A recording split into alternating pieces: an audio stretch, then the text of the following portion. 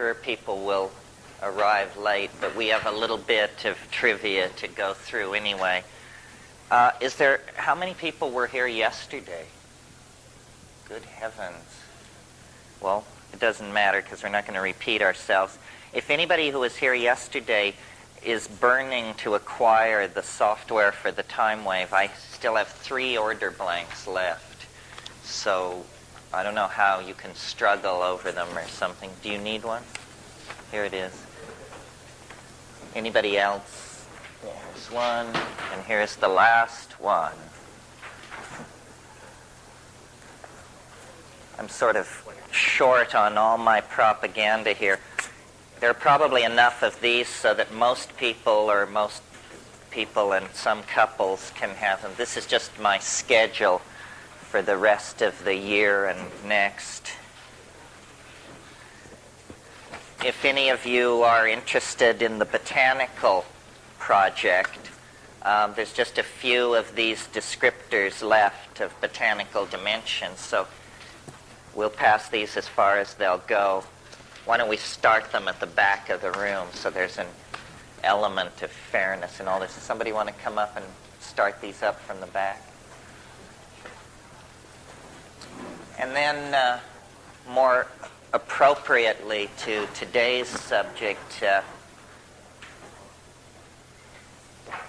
I finally put aside my better judgment and accepted an offer to lead a tour of Upper and Lower Egypt next December. So if you're interested in ancient Egypt or Hermeticism or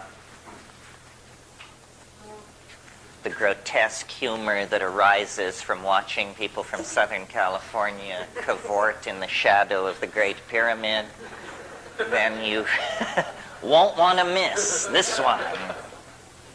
No, it'll be more, if we get our friends, it'll be much more fun than if we have to, listen to that lady from Glendale who channels Attila the Hun.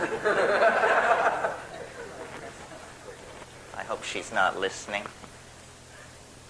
I've never known her to listen, so. All righty, right. I'm surprised that there's so much overlap. How many people weren't here yesterday? So these are people with a specific focus of interest on Hermeticism. Is that true?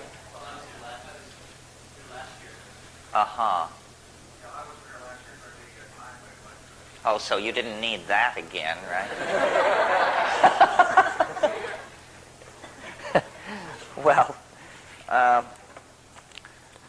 all of these things, here are my gloves. How did they get loose? All of these things are, it all relates to each other, at least in the seamless mush that my mind has become.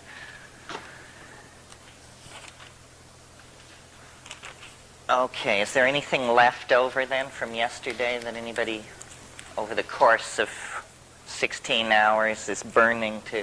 Yeah.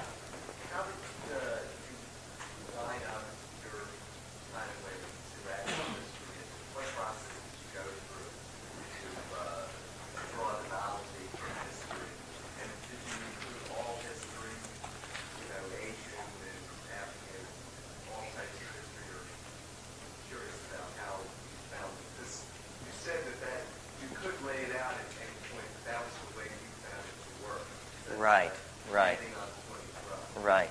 But that's your formulation. Right. So how did I get that end date?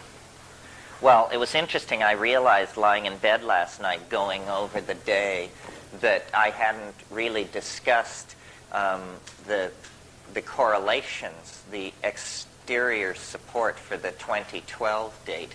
The way I aligned the time wave was simply by having a list of what I thought were the high novelty points in the last couple of thousand years, and then fitting the thing against it. And then when I would get what looked like a good fit, where all the things on my list were in high novelty positions, then I would expand the list and see if it still fit. And then in the early phases, I was interested, I had this sort of intuition, or the logos told me that every cycle should begin with a bang, literally, and that this bang was the trickle-down resonance of the Big Bang. And I gained support for this idea from, although to call this a source of support, from Finnegan's Wake, where, there are instances of what is called Viconian thunder, these huge thunderous words that begin every new section of the wake. So I thought that I should look at Big Bangs, and when I looked at the 20th century and was trying to figure out where to start the cycle of presumably last, but in any case, 67-year, 104.25-day cycle, where to start it in the 20th century, the Big Bang that I settled on was Hiroshima, August the 5th, 1945. And if you add 67 years, 104.25 days to that, you come very, very close to this December 22nd, 2012 date, plus everything else seemed to fit. And then what, for me, made it more persuasive was that after this was all completed and pretty much set in concrete in my mind, someone pointed out to me that the Mayan calendar ends on that precise date, that day. And this is you can call it a peculiar coincidence, but this whole realm is fraught with coincidence. What about the list? How did you come up with the list? The list was simply sort of what you know if you have a good liberal education. In other words, you know the Golden Age of Greece, the Italian Renaissance, the European Enlightenment, and the 20th century. And then you begin looking at the fine detail based on that. When I first began, I thought that the discovery of relativity was it.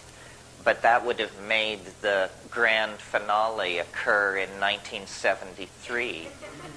Let me tell you a story, just so you can see how peculiar this is. Yes, so I fastened in on the theory of relativity, and I calculated forward that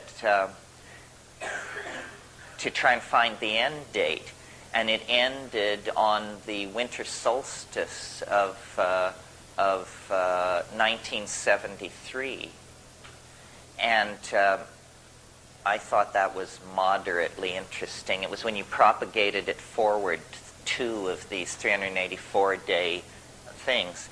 So then I went to the astronomical library at Cal and looked up in the ephemeris of eclipses, and I discovered that on this winter solstice of 1973, there would be a total eclipse of the sun. And I thought that was interesting. These accumulated, that's what you look for, is accumulations of density of coincidence. And they publish in these astronomical atlases all the eclipses of the next 1,000 years and the past 1,000 years, and they publish maps of the tracks of all of these eclipses.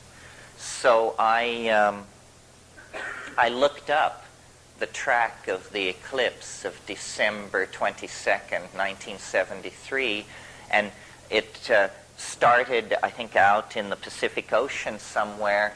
At totality, it swept across La Chorrera.